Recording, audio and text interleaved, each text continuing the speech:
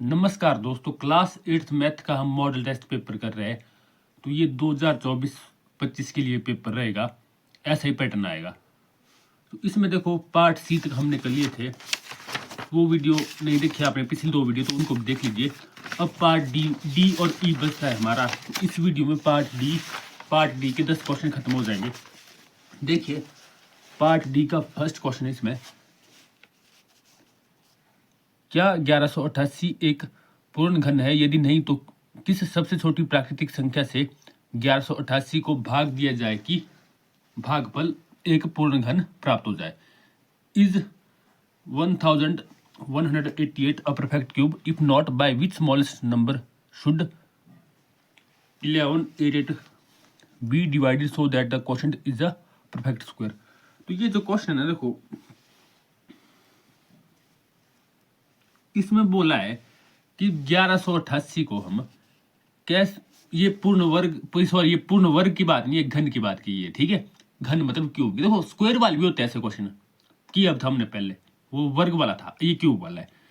इसको हमने perfect cube बनाना है। जैसे परफेक्ट स्क्वायर होता है ना, यानी पूर्ण वर्ग होते हैं, वैसे पूर्ण घन भी होते हैं। सारे नंबर तो नहीं होते पूर्ण घन। जैसे देखो सबसे पहले पूर्ण घन कौन सा हुआ, देखो 1, उसके बाद 2 का घन कितना होता है 8, तो इसलिए मतलब 2 इंटू 2 इंटू 2 कितना आएगा 8। उसके बाद 3 का घन कितना होता 3 इंटू 3 इंटू 3 कितना आएगा 27। ऐसे ऐसे देखो पहला कौन सा हुआ 1, दूसरा हुआ 8, तीसरा हुआ 27, ऐसे ऐसे आगे बढ़ते जाएंगे।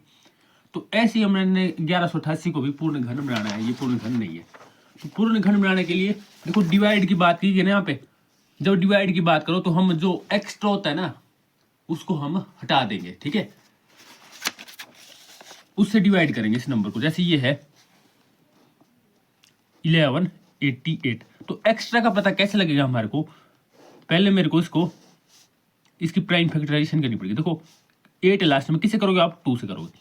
2 5 जा 10, 1 बचा 18 बना, 2 9 जा 18, 2 4 जा 8। अब 4 लास्ट में 2 से करोगे, 2 2 जा 4, 1 बचा तो 19 बना, 2 9 जा 18, 1 बचा तो 14, तो 7 2 7 जा। ठीक है, अब बचता है ये बचता है लास्ट में 7 आ रहा है, तो 2 से तो होगा नहीं। अब 3 से देख लेते हैं। देखो 9 + 7 कितना होता है 16, + 2 18। 18 आता है ना 3 के टेबल में, तो ये भी 3 से हो जाएगा। डिविजिबिलिटी टेस्ट, यानी 3 से ऐसा पता चलता है हमारे को कि 3 से कौन सी चीज डिवाइड होगी कि नहीं।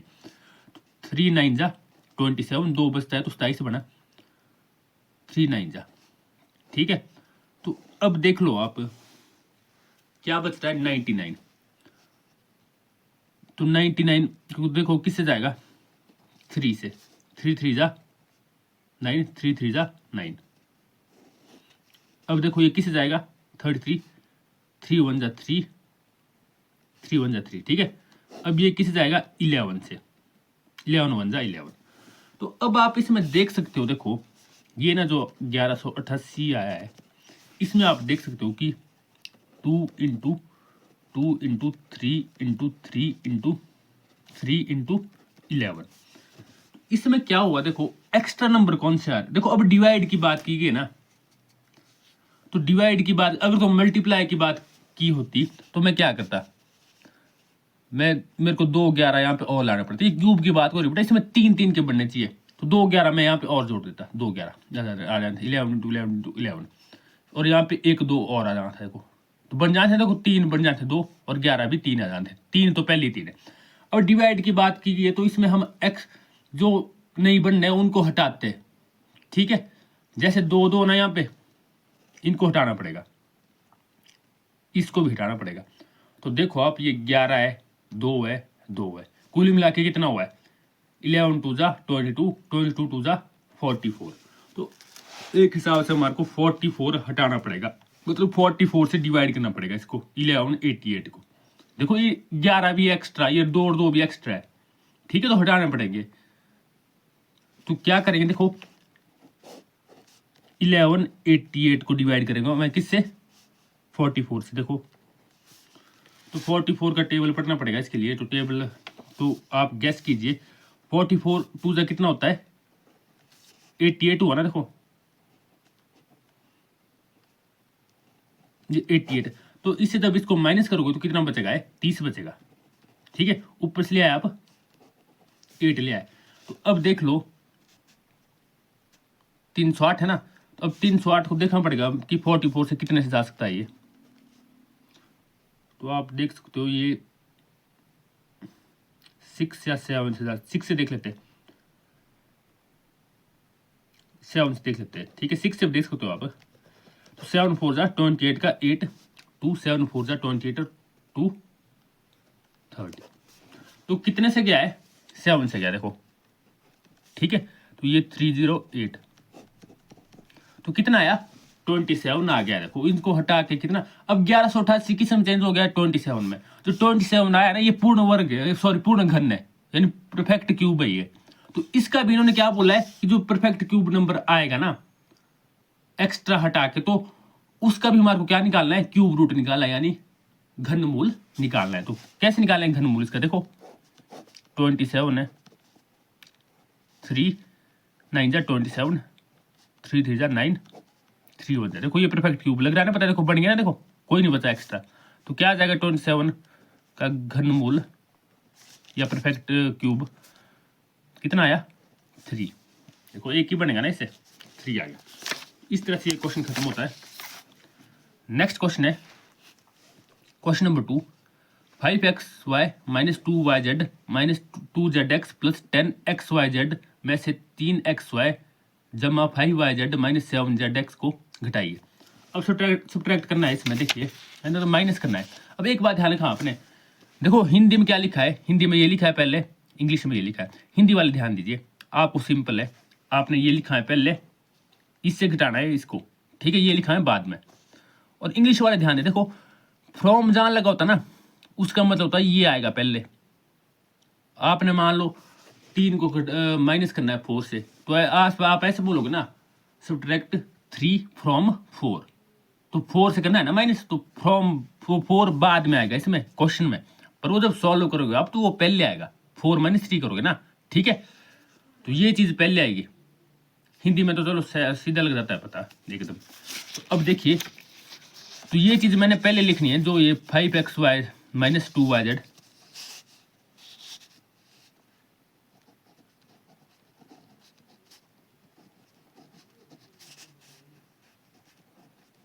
Minus 2zx plus 10xy z, इससे क्या माइनस करना है 3xy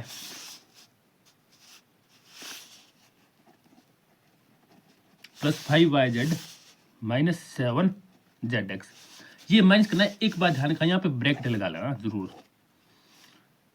ब्रैकेट नहीं लगा आपने तो इसका मतलब ये होगा कि ये चीज ये 3xy इसके साथ माइनस, ये नहीं है नहीं, बाकी ये सारे माइनस। ठीक है, तो पहले माइनस करने से पहले आपको इनको क्या करना पड़ेगा, ब्रैकेट खोलना पड़ेगा। ये 5xy minus 2yz minus 2zx plus 10xyz।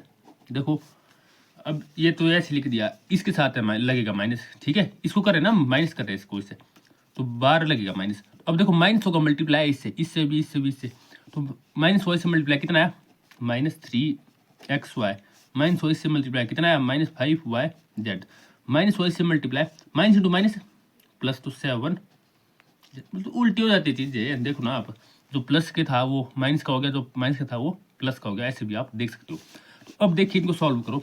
X Y जहाँ दिख रहा है आपको, देखो ये एक्स वाई यहाँ पे, तो एक्स वाई यहाँ पे देखो 5 माइनस 3 कितना हुआ 2xy आ गया ना। अब 2yz यहाँ पे, yz यहाँ पे भी है, इसके साथ क्या है माइनस, इसके साथ क्या है माइनस, माइनस माइनस क्या होता है प्लस, तो कितना आ गया 5 + 2 7yz। और साइन इसमें देखो आप, बड़े के साथ क्या है माइनस है, तो छोटे के साथ माइनस है, पर बड़े के साथ देखते हैं हम तो क्या आएगा माइनस यहाँ पे। अब नेक्स्ट देखो ये ZX है, देखो ZX देखो आप यहाँ पे ZX, इसके साथ प्लस है, इसके साथ माइनस है, प्लस माइनस क्या होता है माइनस, तो 7 माइनस 2 कितना आया 5ZX। और बड़े के साथ क्या साइन है प्लस का, तो प्लस लग जाएगा यहाँ पे। ठीक है, तो ये हो गया, और ये बच गया हमारे पास, क्या बच गया 10xyz, ये ऐसे ही बच गया। तो क्योंकि xyz है नहीं हमारे पास कहीं, तो ये ऐसे ही रहेगा 10xyz। तो ये आ गया इसका आंसर। नेक्स्ट क्वेश्चन देखते हैं, क्वेश्चन नंबर 3 इसका, सेक्शन डी का। एक किसान की पशुशाला में 20 पशुओं के लिए 6 दिन का पर्याप्त भोजन है। यदि इस पशुशाला में 10 पशु और आ जाए तो यह भोजन कितने दिन तक पर्याप्त होगा। देखो ये इसमें बोला a farmer has enough food to feed 10 animals in his cattle for 6 day. How long the food last if would there were 10 animals in his cattle. तो इसमें बोला गया, देखो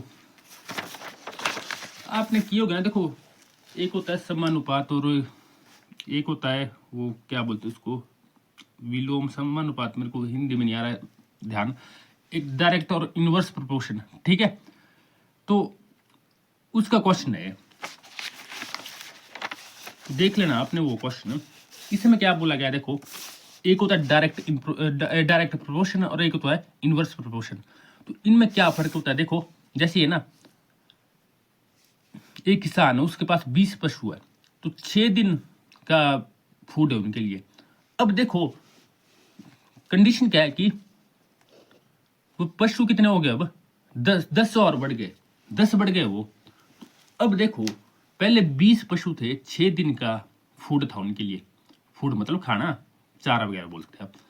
अगर पशु बढ़ते तो फूड क्या हो जाएगा, 6 दिन के लिए चलेगा वो, अब कम हो जाएगा ना, बढ़ेगा थोड़ी, अब ऐसा थोड़ी 7 दिन के लिए चलेगा। अगर 30 पशु हो गए तो कम होगा वो। देखो जैसे पशु बढ़े, सिंपल सी बात बोलूंगा मैं आपको, मान लो आप मतलब आप खाना बनाते हो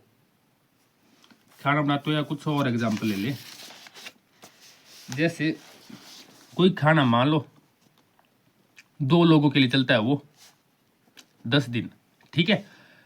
अब मान लो उसमें अब 2 की जगह 5 लोग आ गए, तो अब भी क्या वो 10 दिन के लिए चलेगा, घटेगा ये 10 दिन के लिए तो नहीं चलेगा। अब फूड लोग बढ़ गए, फूड भी तो कितने दिन के लिए चलेगा। देखो पहले 2 लोगों के लिए 10 दिन चल रहा था वो फूड, ठीक है। अब 5 लोग आ गए तो 10 दिन ही चलेगा, कम होगा ना। तो एक्चुअल में क्या हो गया, जैसे ही लोग बढ़ रहे तो ये फूड कम हो रहा है, मतलब फूड कम हो रहा है और डे कम हो रहा है, कम दिन चलेगा।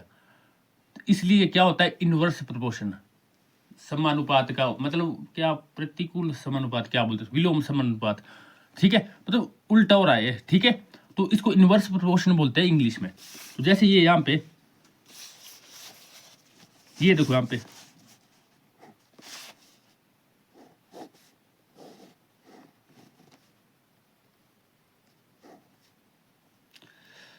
देखो, आप यहाँ पे 20 एनिमल थे, या ये लिख लो आप 6 डे में, देखो 6 ऊपर लिख लो चाहे 20 लिख लो, इसका कोई फर्क नहीं पड़ेगा, ऊपर नीचे आप इनको लिख सकते हो। देखो 20 एनिमल थे 6 डेज, और आगे देखो how long the food last if there were 10 more animals. तो एनिमल्स बढ़ गए 20 जमा, देखो ये ना एनिमल, यहाँ पे 20 एनिमल कितने हो गए, 10 बढ़ गए, और अब 10 लिखना है, यहाँ पे कितना लिखना है, 20 जमा 10 30 हो गए ना। और अब इन्होंने बोला है कि कितने डेज के लिए चलेगा है food, how long the food last if there were 10 more animals in his cattle. तो मान लो कि x दिनों के लिए चलेगा, x दिनों के लिए, ठीक है, x मान लो, y मान लो, कुछ मान लो। अब देखो यहाँ पे इनवर्स प्रोपोर्शन होता ना, मतलब जिसमें घट रहा है ना, देखो फूड बढ़ रहा है, जैसे मान लो ये पशु बढ़ रहे हैं तो फूड कम हो रहा है, डे कम हो रहा है, इसमें उल्टा हो रहा है ना, देखो। तो अब इसमें इसको क्या बोलते हैं, इनवर्स प्रोपोर्शन बोलते हैं उसको। और इसमें क्या करना होता है, ये क्या करते हैं हम, गुणा, ये करते गुणा, मतलब मल्टीप्लाई करते हैं इनको। डायरेक्ट प्रोपोर्शन में क्या होता है, इसको डिवाइड करते, इसको डिवाइड करते, इसमें क्या करेंगे, मल्टीप्लाई। तो देखो बहुत इजी फॉर्मूला है, देखो तो क्या हो जाएगा यहाँ पे 6 multiply 20 is equal to x multiply 30, simple सी बात, ठीक है। आपको वैल्यू कुछ निकालनी है, x निकालनी है, तो बाकी चीजें दूसरी साइड जाएगी। तो 30 यहाँ पे x से क्या हो रहा है, मल्टीप्लाई, दूसरी साइड क्या हो जाएगा, डिवाइड। तो 6 मल्टीप्लाई 20, 30 यहाँ से आ, 0 से 0 कैंसिल, 3 2 जा 6, और यहाँ पे x, तो x कितना आया, देखो ना 2 2 जा 4, तो x की वैल्यू कितनी आई 4, तो 4 डेज के लिए चलेगा फूड। अगर बेटा ये डायरेक्ट प्रोपोर्शन होता, ऐसा क्वेश्चन भी आएगा शायद, तो क्या करता मैं, ऐसे करता मैं, देखो 6/20 इज इक्वल टू x/30, तो इस तरीके से सॉल्व करता। ठीक है, ये ध्यान रखना है आपने जरूरी कि ये डायरेक्ट प्रोपोर्शन का है क्वेश्चन या इनवर्स प्रोपोर्शन का है। इनवर्स प्रोपोर्शन में ऐसा होता है कि उल्टा होता है, डायरेक्ट में नहीं होता ऐसा। ठीक है, आप समझ लीजिए इन क्वेश्चन को, 2-3 क्वेश्चन आएंगे यहां से। तो ये हो गया। नेक्स्ट है क्वेश्चन नंबर 4। आकृति HOPE एक समांतर चतुर्भुज है, XY और Z कोणों की माप ज्ञात कीजिए, ज्ञात करने में प्रयोग किए गए गुणों को बताइए। मतलब प्रॉपर्टीज बतानी है हमारे को, XY और Z की वैल्यू निकालनी है। जैसे ये यहाँ पे समचतुर्भुज मतलब पैरेललोग्राम, तो इसको देखो सॉल्व करता हूँ मैं यहाँ पे। जैसे ये हो गया, ये बना ली मैंने यहाँ पे,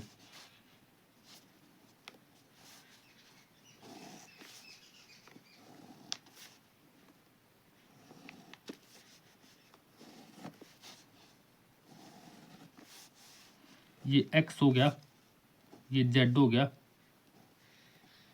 ये 40,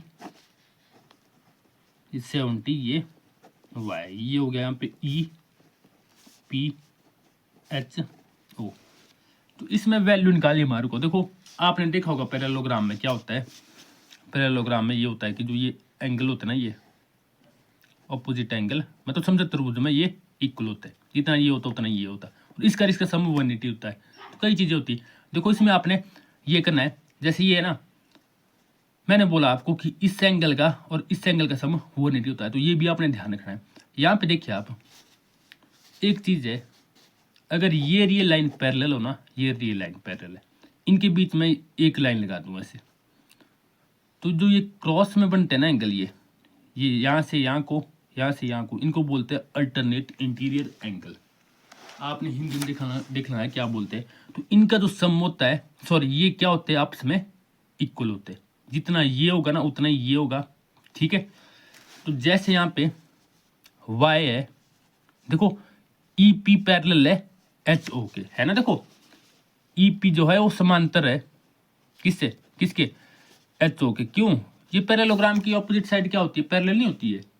ठीक है, पैरेलल होती है ना, तो पैरेललोग्राम में समचतुर्भुज है तो समांतर है, इसकी साइड है, तो ये एंगल क्या हो गए, इक्वल।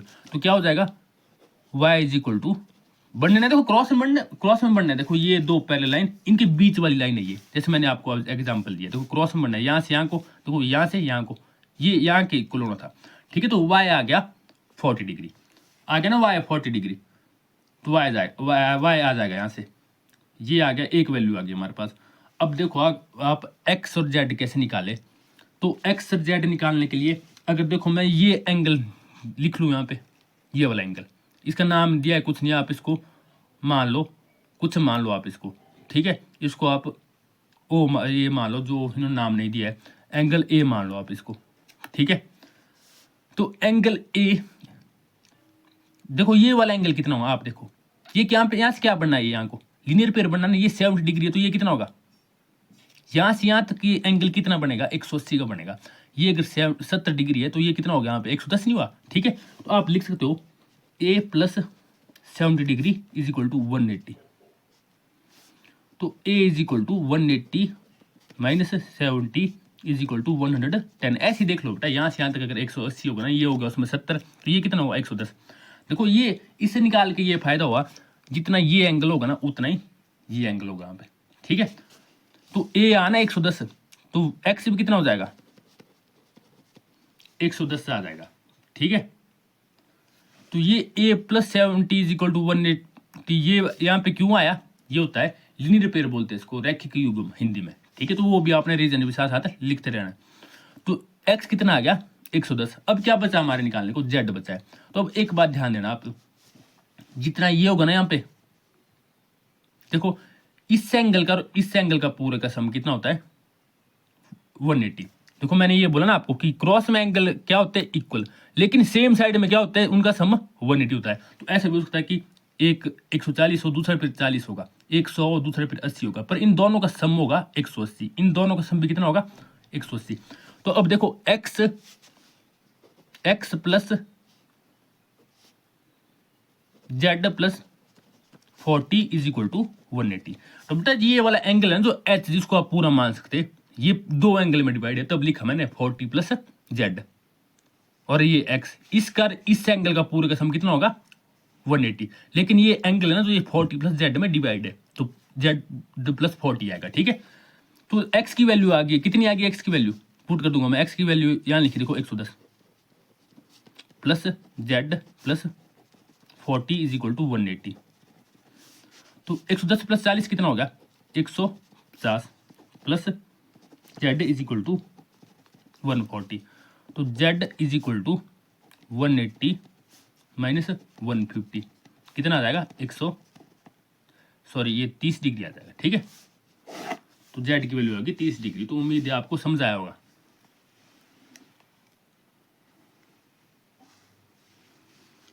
तो ये क्वेश्चन भी खत्म हुआ। नेक्स्ट क्वेश्चन है क्वेश्चन नंबर 5। एक विद्यालय में 2401 विद्यार्थी है। पीटी अध्यापक उन्हें पंक्तियों स्तंभ इस प्रकार खड़ा रखना चाहता है कि पंक्तियों की संख्या स्तंभ की संख्या के बराबर हो। पंक्तियों की संख्या ज्ञात करो। तो 2401 बच्चे बेटा, ठीक है, उनको इस तरीके से खड़ा करना है कि रो और कॉलम इक्वल आए। तो सिंपल सा क्वेश्चन है। तो इसमें क्या करेंगे, देखो मान लो 25 बच्चे हैं, उनको इस तरीके से खड़े करना है कि रो और कॉलम इक्वल आए, जितनी रो है उतनी कॉलम आए। तो 5 5 जा 25, तो 5 ही रो आनी चाहिए, देखो 5 ही बनने चाहिए। देखो मान लो ये ना, जैसे 1 2 3 4 5, नीचे को भी 5 ही बनने चाहिए, 1 2 3 4 5। तो इस तरह से देखो आप, ये 25 आएंगे। ठीक है, तो तब आएंगे ना 5 5 जा, तो मतलब 5 5 से देखो 25 का आप देखो, 25 का 25 का आप अगर स्क्वायर रूट निकालो ना, यानी वर्गमूल निकालो, तो क्या आएगा 5 इंटू 5 से बनता है ना। देखो 5 का स्क्वायर होता है, तो 5 इंटू 5 आता है। देखो तो वैसे ही 2401 का भी आपने क्या निकालना पड़ेगा, वर्गमूल निकालना पड़ेगा। तो वर्गमूल निकाल के देखो ये लिख दिया मैंने 2401। तो अब आप देख लो इसको, 2 से तो बेटा जाएगा नहीं, ये तो 1 है लास्ट में। ठीक है, तो 3 से देख लो, 2 और 4 कितने होते हैं, 6 जमा 1 7, तो 3 से हम जाएगा। अब 4 से तो पहले नहीं करते हम, 5 से वही जाते हैं जिसके लास्ट में 0 हो या 5 हो, 6 से हम निकल सकते हैं हम। अब किससे करना है, 7 से देखते हैं। 7 से देख लो पहले, ये 7 से चला जाएगा शायद। ठीक है, तो 7 3 जा 21, 3 बचा ना, तो 30 बना। ठीक है, 7 4 जा 28, 2 बचा 21 बना। ठीक है, 7 3 जा 21। अब 3 और 4 7 और 3 10, तो नहीं जाएगा 3 से, क्योंकि 10 3 की टेबल में नहीं आता है। तो अब देखो 7 से करो, और 7 4 जा 28, 6 बचा तो 63 बना, 7 9 जा 63।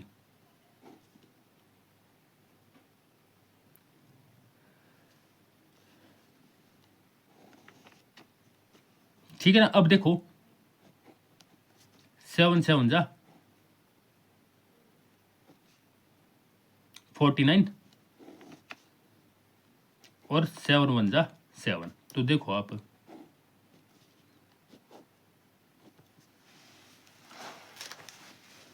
देखो 2401 का वर्गमूल कितना आया, ये आ जाएगा इसका वर्गमूल 7 इंटू 7 इंटू 7 इंटू 7, 2 2 के पेयर बनते हैं, तो कितना आ गया 7 इंटू 7 49। तो देखो 49 का स्क्वायर होता है ये, या आप ऐसा बोल सकते हैं कि 2401 का स्क्वायर रूट होता है ये 49 का स्क्वायर हुआ 2401। तो अब देखो 49 आ गया, तो अब 49 ही बेटा रो लगेगी, 49 ही कॉलम लगेगी। ठीक है, इस तरह से खड़े करना पड़ेगा 49 क्योंकि 49 आया आंसर। ठीक है, नेक्स्ट है क्वेश्चन नंबर 6। सिंप्लीफाई 3 की पावर -5 10 की पावर -5 इंटू 125 डिवाइड बाई 5 की पावर -7 इंटू 6 की पावर -5। इसको सिंप्लीफाई करना है, तो आप देख लीजिए।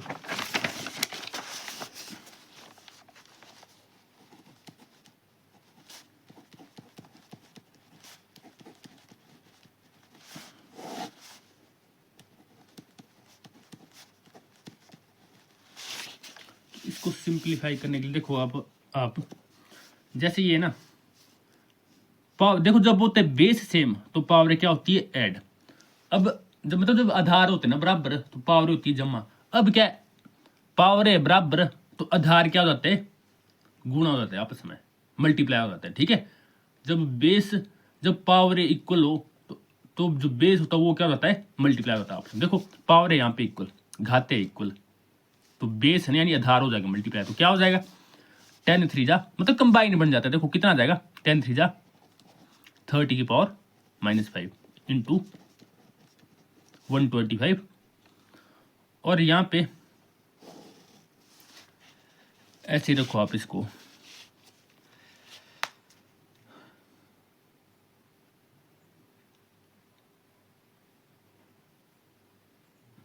यहाँ पे क्या हो जाएगा देखो 5⁻⁻7 और 6⁻⁻5।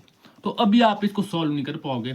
अब सॉल्व करने के लिए आपने इसको क्या करना है, रिवर्स करना होता है हमेशा। जैसे ये -5 है ना, इसको प्लस बनाना है हमारे को, तो ये इसको नीचे लाना पड़ेगा, ये माइनस वाले दो नीचे, इनको ऊपर ले जाना पड़ेगा, तो पावर इसकी चेंज हो जाएगी, प्लस में हो जाएगी। तो क्या आ जाएगा देखो, चेंज कर देते हैं इनको, रिवर्स कर देते हैं, 5⁻7 ऊपर चला जाएगा, 6⁻5 ये भी ऊपर चला जाएगा, तो प्लस की होगी 125, इसको ऐसे रहने दो, नीचे 30⁻5 को ले आओ नीचे। ठीक है, तो अब आप इनको लिख लीजिए। देखो जैसे ये हो जाएगा 5⁻7 का मतलब है 5 इंटू 5 इंटू कितनी बार, 7 बार होगा 5 मल्टीप्लाई, 1 2 3 4, ये हो गए 3 3 6 1 7, और 6 5 बार मल्टीप्लाई होगा 6 इंटू 6 इंटू 6, और साथ में 125 है, तो ये भी कितनी बार मल्टीप्लाई, चलो इसको ऐसे रहने दो। अभी नीचे कितना है 30 है, तो 30 कितनी बार मल्टीप्लाई, चलो इसको ऐसे रहने दो अभी, जो ये 125 है। ठीक है, जो ये 30 है नीचे, इसको देखो 30 कितनी बार मल्टीप्लाई, 5 बार, 30 इंटू 30 इंटू 30 इंटू 30, तो देखो इनको कट करते जाओ अब, 5 6 जा 30, 5 6 जा 30, 5 6 जा 30, अच्छा 5 बार है ये, मैंने 4 बार ही लिखा था, तो 6 ये आ गया। देखो कितने 5 कट गए ऊपर, 5 बार था ना, तो 5 बार 5 कट गए, देखो ये वाले ये कट गए, 2 ही 5 बचे। अब 6 कितने हमारे पास, 6 हमारे पास 5 है यार, मैंने कितने लिखे थे, मैंने 3 ही लिखे, तो ये 5 6 है ना, देखो इनसे ये 5 6 जो नीचे आए ये भी कट जाएंगे। ठीक है, आपकी बुक में भी एक क्वेश्चन उसमें देख लीजिए, तो कितना बचा आपके पास, 125 आपके पास बचता है। ठीक है, ये बचा देखो 125, और साथ में 2 5 भी तो है बचे हुए, तो 125 गुणा 5 कर लो आप, कितना आएगा 625, 625 गुणा 5 कर लो तो कितना आएगा 3125। देख लो आप यहाँ पे 2 ना 5 बचे आपके पास, एक 125 बचा है, तो 125 से 5 गुणा 5 और कर लो तो 3125 आ जाएगा। आपकी बुक में भी ये क्वेश्चन देख लीजिए वहां से। नेक्स्ट क्वेश्चन है, a machine in a soft drink factory fills 840 bottles in 6 hours, how many bottle will it fill in 5 hours. किस सॉफ्ट ड्रिंक फैक्ट्री में एक मशीन 840 बोतलें 6 घंटे में भरती है, वह मशीन 5 घंटे में कितनी बोतलें भरेगी।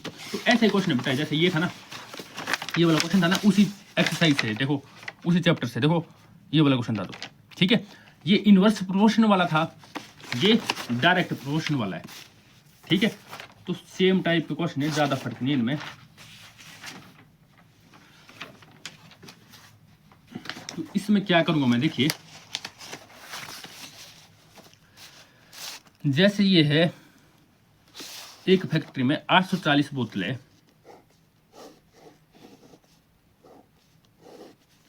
6 घंटे में भरती है, तो 6 आप यहाँ लिख सकते, आप 840 लिख सकते हो ऊपर, ये यहाँ लिख लिया। ठीक है, वो मशीन 5 घंटे में कितनी बोतलें भरेगी, तो पहले से 6 घंटे तो 5 घंटे लिख दिया यहाँ पे, और ये बोतलें यहाँ पे कितनी भरेगी, मान लो x बोतलें भरेगी। तो अब देखो आपने इसमें क्या करना था, ये क्या डायरेक्ट प्रोपोर्शन है। क्यों डायरेक्ट प्रोपोर्शन, देखो 840 बोतलें भरती है 6 घंटे में। ठीक है, तो अगर आप 7 घंटे में ले लो, देखो मान लो अब 7 घंटे में जितनी बोतलें, जितने घंटे बढ़ रहे हैं उतनी बोतलें बढ़ेगी ना, घटेगी थोड़ी। अब 7 घंटे ले लिए तो 6 से ज्यादा हो जाएगा, 8 घंटे ले लिए तो और भी ज्यादा बोतलें भरेगी। ठीक है, इसमें देखो उसमें क्या था, उसमें था ऐसा इनवर्स प्रोपोर्शन वाले में कि जैसे पशु बढ़ रहे, फूड नंबर ऑफ डेज के लिए फूड कम हो रहा है, कम ही होना था ना। यहाँ पे क्या हो रहा है, जितने आप घंटे यूज करोगे उतनी बोतलें बढ़ेगी। देखो 6 घंटे में 840, 7 में और ज्यादा हो जाएगी, 8 में, ऐसे, ठीक है। तो ये क्या, इससे ये पता चलता है कि ये क्या है, डायरेक्ट प्रोपोर्शन का क्वेश्चन है। डायरेक्ट प्रोपोर्शन के क्वेश्चन में मैंने बोला इनवर्स में क्या होता है, ये रिये मल्टीप्लाई होते हैं, डायरेक्ट में क्या होता है, ये रिये डिवाइड हो जाते हैं। तो ऐसे हो जाता है, देखो मतलब अपॉन में आ जाता है, ये बटे में देखो ये ऐसे आ जाए 5/x। यहाँ से मेरे को x की वैल्यू निकालनी है, तो x यहाँ चला जाएगा, तो क्रॉस मल्टीप्लाई हो जाता है, देखो ऐसे क्रॉस ऐसे करना, x इंटू 6 और 840 गुणा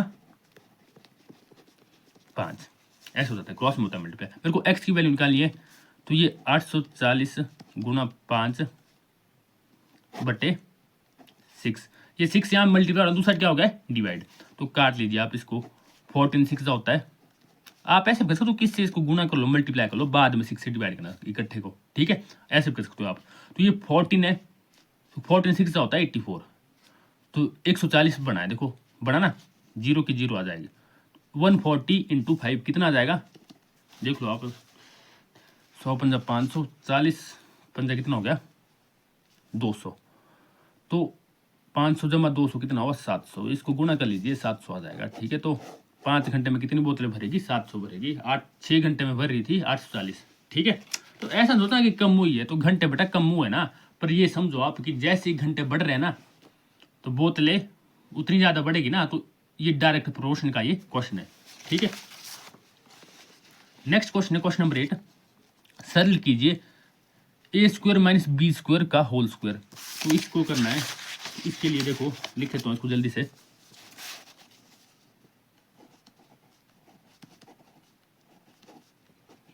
a² माइनस b² का whole square.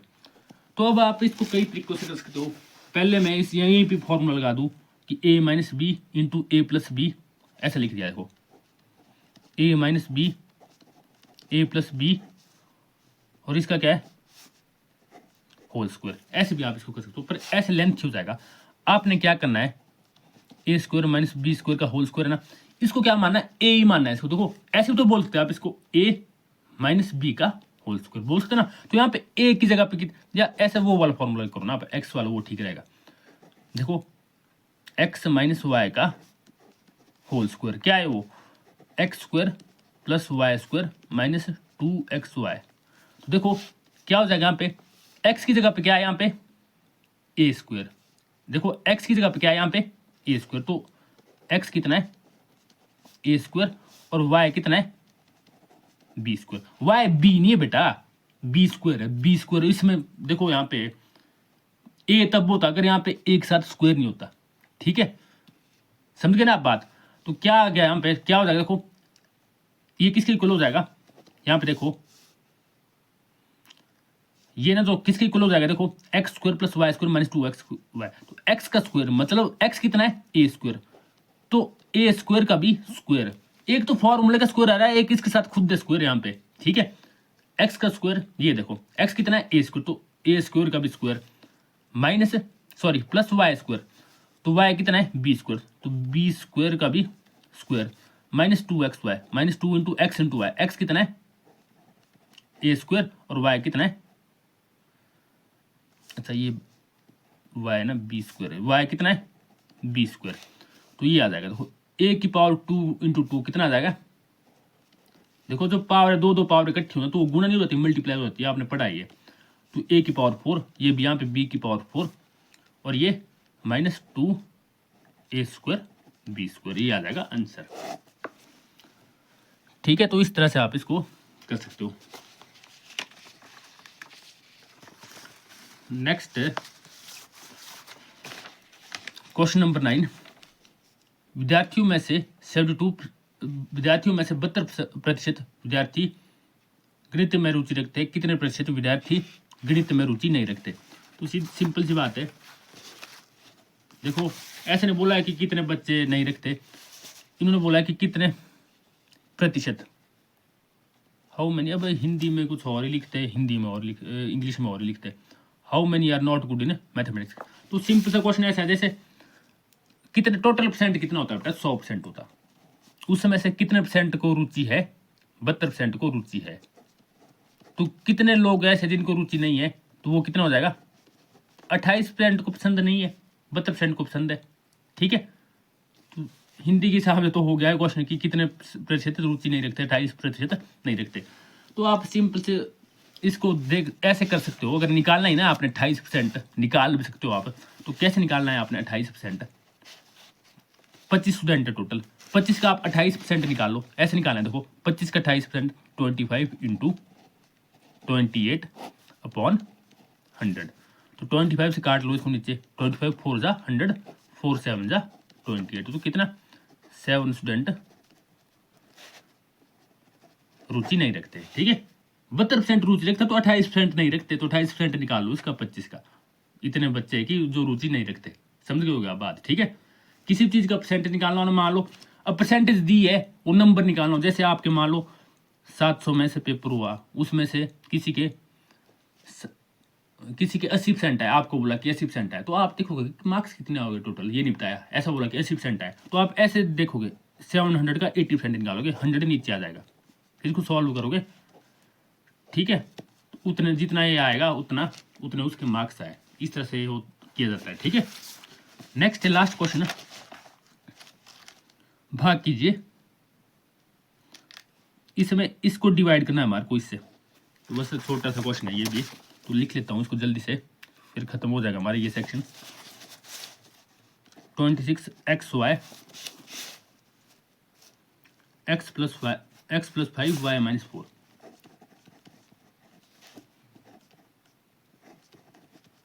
y minus 4 divide by 13 x into y minus 4। तो अब देख लो आप, y माइनस 4 से y माइनस 4 कट गया, 13 2 जा 13 से ये कट गया, 13 2 जा 13 दूना होता 26। ठीक है, x से x कट गया, क्या बचा आपके पास, ये बचा आपके पास 2 बचा, ये y बच गया, और y प्लस 5। तो ये इसका सोल्यूशन हो जाएगा। तो इस तरह से हमने सारे क्वेश्चन कर लिए सेक्शन डी के।